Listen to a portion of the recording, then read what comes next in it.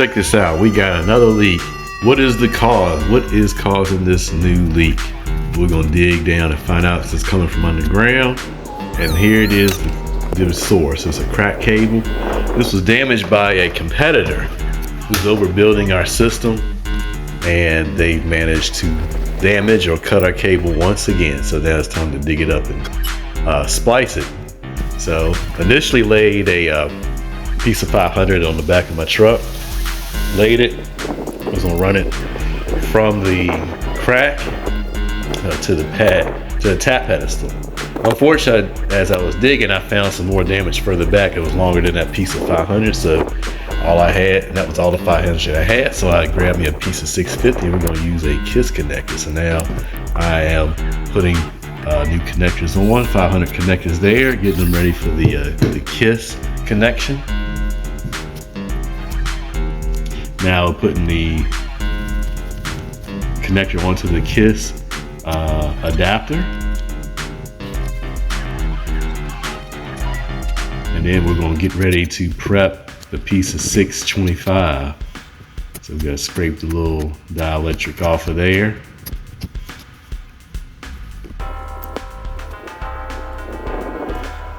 Now we're gonna get the 625 prep, putting connectors on both sides.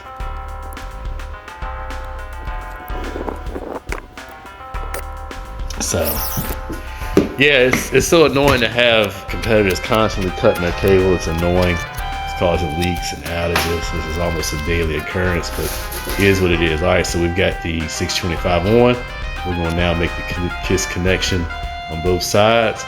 Get my shrink wrap on there, put in place. Now we're going to get the pin connection onto the KISS connector. Now we're going to make the connection here in just a moment.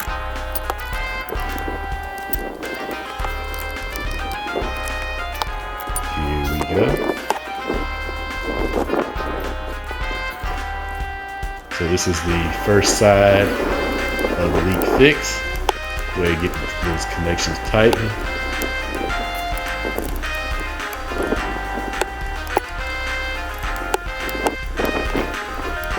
Yeah, I like using these big wrenches. I mean, I do like the vice grips.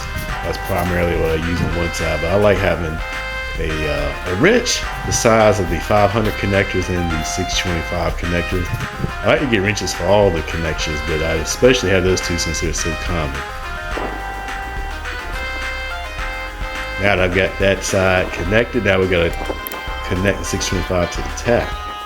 So we adjust it to the right height, right length. We're going to prep the cable for the connector here. I know what you're thinking, why don't I use one of those nice pair of strippers? Well, I don't have one, I just have a knife, so that's what we're gonna roll with. Maybe I'll get me some of those nice cable strippers. But hey, you use what you got. So now we got the 625 connection in place. We're gonna put the pin connector in to the tap. And then we're gonna put our piece of heat shrink onto the cable, have that in place. Using a big wrench to tighten that pin connector. Now we're going to make the final connection here. Had to adjust it, play with the cable a little bit. Make the connection here. Oh, I forgot to strip the dielectric off, so we're going to do that. So, yeah, we got a lot of practice splicing and resplicing with these overbuilds going on. That is a good thing. So, giving me opportunity to make more content. Now, I would have had made more, but I'm sure my coworkers didn't want to be in the middle of my content. So and a lot of these, we're tag team with my coworkers. So out of respect to them, I don't put them in my video. So that's why it's taken me a while to make a video. All right, so we're gonna make the seizure screw connection, put the seizure screw cover on. Boom, now we check and make sure everything's backed up. I did, everything's backed up, so now we're going to heat shrink these connections, put the tap back up. Probably have to come back and replace that tap pedestal. It's an old model that we got. I didn't have it on at the moment, so we're going to heat shrink the other side. Boom, boom, boom. Now we're ready to go. No more leak, as you will see in just a moment. cover everything back up. Put the dirt back on. And leak is gone. Thanks for watching. Give me a follow.